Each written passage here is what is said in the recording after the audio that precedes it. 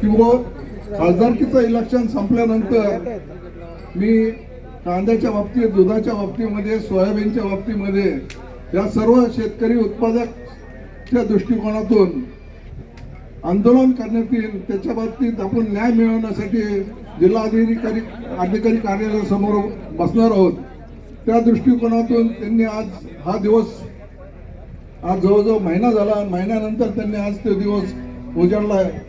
अशा या व्यक्तीसाठी प्रथमतः निश्चितच निलेश लंकेसाठी आपण सर्व शेतकरी बांधवाच्या वतीने त्यांचे अभिनंदन करतो की व जेणेकरून त्यांनी या बाबतीमध्ये जे विचार केला, ज्या लोकांनी आज 50-50, 60-60 वर्ष राजकीय अस्तित्व त्यांनी टिकून ठेवलेलं होतं, अशा व्यक्तींनी निश्चितच कोणत्याही दृष्टिकोनातून शेतकऱ्याबाबतीतचा प्रश्न मार्गी लावलेला नाही.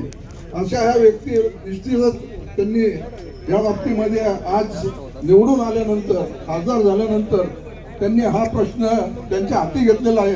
आणि हा हाती घेतल्यानंतर या प्रश्नाचं निश्चितच त्याचा मार्गी लागणार आहे. कारण जी व्यक्ती ज्यांनी आतापर्यंतच्या कारकिर्दीमध्ये जे मनाशी ठरविलं ते केल्याशिवाय ते राहिलेलं नाही, अशा ह्या व्यक्तीच्या दृष्टिकोनातून आपण जर पाहिलं तर हा आपला मार्ग जे दुधाच्या बाबतीमध्ये असेल किंवा शेतकरी उत्पादनाच्या दृष्टिकोनातून जे काय माल असेल त्या मालाच्या दृष्टिकोनातून असेल ते मार्गी लागल्याशिवाय आपल्याला आज या आंदोलनाच्या माध्यमामधून हे असं ठरवलेलं आहे किंवा याचा कुठेतरी निकाल लागल्याशिवाय किंवा आपण इथून उठणार नाहीत. त्यामुळं निश्चितच कलेक्टर साहेबांना एक विनंती आहे की जेणेकरून त्यांनी जे लोक आज आंदोलन करण्यासाठी इथं जमलेले आहेत ते आज जवळजवळ 2 ते 3 घंटे झालेले इथं बसलेले आहेत. त्यांनी कमीत कमी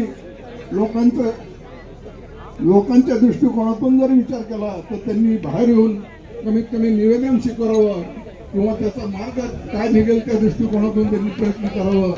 अन्यथा बॅरिकेड तोडून आतमध्ये जाण्याची सुद्धा हिंमत आमच्यामध्ये आहे.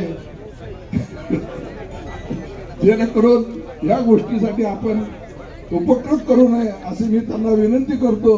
आणि सर्व आंदोलकांना एक विनंती करतो, जोपर्यंत या प्रश्नाचा मार्ग निघत नाही तोपर्यंत आपण सर्वांनी लंके साहेबाच्या पाठीमागे अगदी ठामपणे उभा राहू अशी मी अपेक्षा व्यक्त करतो. रामकृष्ण.